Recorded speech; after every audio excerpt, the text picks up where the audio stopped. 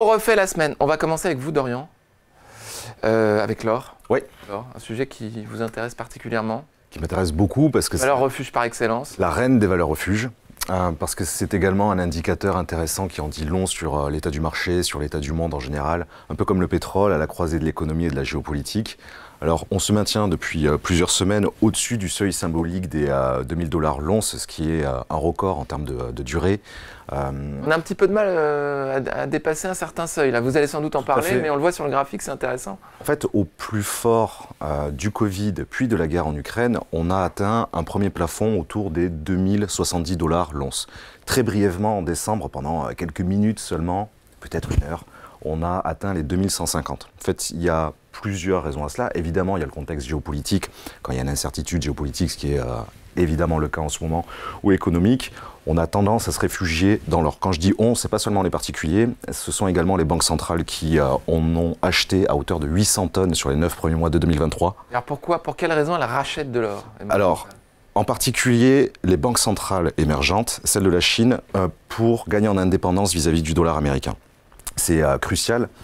C'est vrai également pour les particuliers chinois, on le voit. Alors, au-delà de l'émergence de la classe moyenne qui achète des bijoux, ils achètent également des pièces en tant que valeur refuge. On le voit bien sûr avec la Banque centrale russe également. Donc c'est un record. 2022 était déjà un record. Là, on est à plus 15% sur les 9 premiers mois. Donc on a atteint brièvement les 2150. De rachats par les particuliers, c'est ça?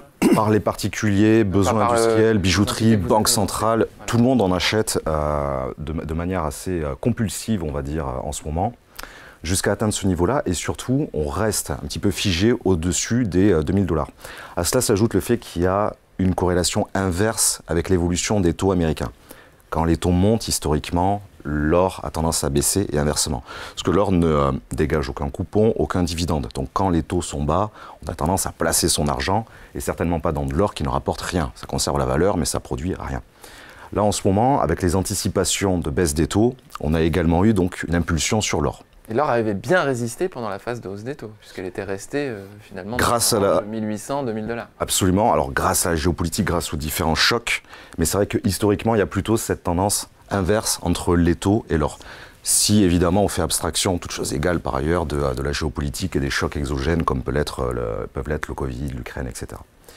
Et enfin, donc, il y a également les anticipations de baisse du dollar, qui jouent à plein pour les investisseurs internationaux qui ont des devises étrangères et qui donc peuvent acheter, on va dire à bas coût, de l'or en ce moment. On rappelle que l'or étant libellé en dollars, absolument. Une baisse de dollars, pour une forme de compensation, l'or se renchérit. Totalement. Alors, enfin, un petit mot quand même sur ce que dit UBS. Ils ont sorti une note très intéressante sur l'or ces derniers temps. Ils le situent à $2200 l'once, nouveau record en fin d'année. 2250 courant 2025. Donc ce serait de nouveaux planchers qui seraient atteints.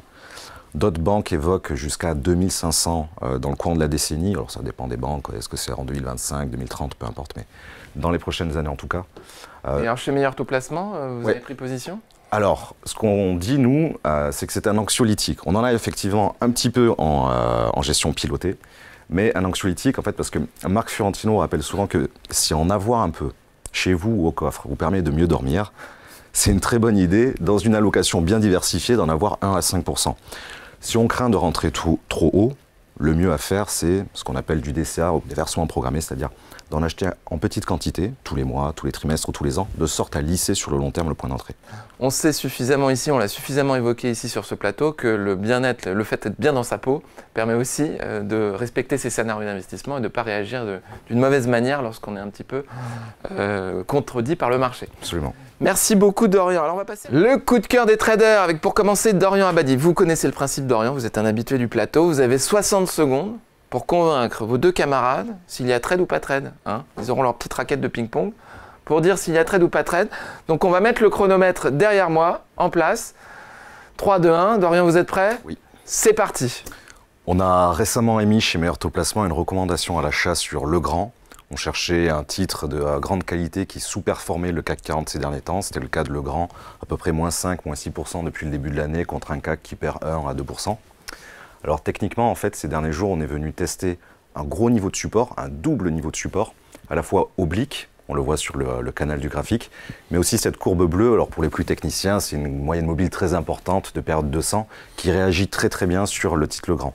Donc on a acheté concrètement le niveau des 88,90 €. On est sensiblement sur ce niveau-là ce matin, peut-être légèrement au-dessus. Avec pour objectif de court terme les 93. C'est notre niveau à horizon 1 mois. Ça dégage un peu moins de 5% de potentiel de hausse qu'on a amplifié avec l'effet de levier d'un turbo.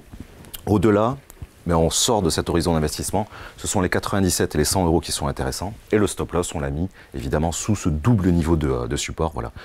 Fondamentalement, c'est une super boîte. J'aime beaucoup votre pitch, Dorian. Je fais une petite aparté parce que vous surveillez le chronomètre. Ah, c'est le jeu. Comme le lait sur le feu. Je vous remercie de jouer ce jeu en tout cas. Alors, Mathieu, Jean-Louis.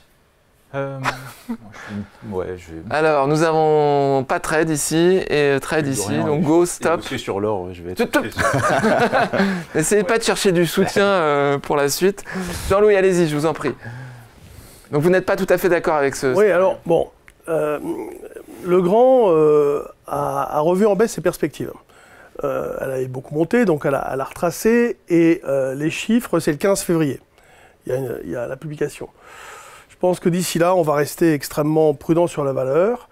On va redouter peut-être des petites déceptions. Donc, si vous voulez, je suis d'accord que sur le plan technique, un achat vers 88, mais bon, pas maintenant, quoi. C'est-à-dire que si moi, typiquement, si je fais quelque chose, c'est 88, 93, mais non, je n'irai pas rechercher immédiatement les... C'est nos points d'ailleurs, 88 97. à 93. Oui, non, non. Le point d'entrée, le technique. Oui, mais 88, on n'y est pas, là. C'est ça le truc. Oui, mais c'est sur repli. C'est sur repli. Ou alors on suit les recommandations. Attendez, vous répondrez tout à l'heure, on laisse parler. Oui, non, mais je pense de toute façon que, si vous voulez, c'est pas assez... dans un environnement de marché, d'hésitation, etc., je vois pas Legrand sortir par le haut. Voilà, c'est tout. Mais en même temps, je suis pas hyper négatif du tout, hein. Mais voilà, c'est tout. Beaucoup de respect entre vous, évidemment. Mathieu.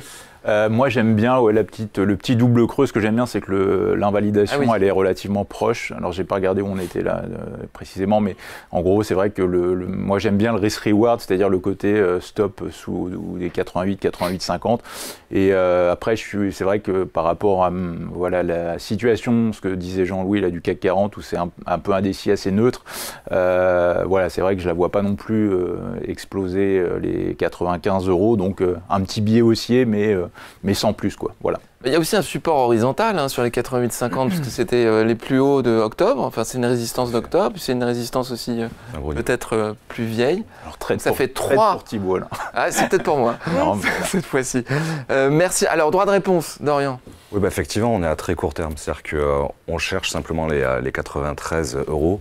C'est de souvenir 4,60% de hausse par rapport à notre point d'entrée qu'on a doublé avec l'effet de levier d'un turbo. On peut sortir tout à fait avant avec un effet de levier raisonnable. Hein. Oui, en général, on envoie pour notre part chez Merto Placement des recommandations entre x2, x3, parfois un peu plus, notamment sur le pétrole, mais c'est relativement rare. Des recommandations non personnalisées. Non personnalisées, bien sûr, on a une communauté importante. Merci beaucoup, Dorian, c'était très intéressant.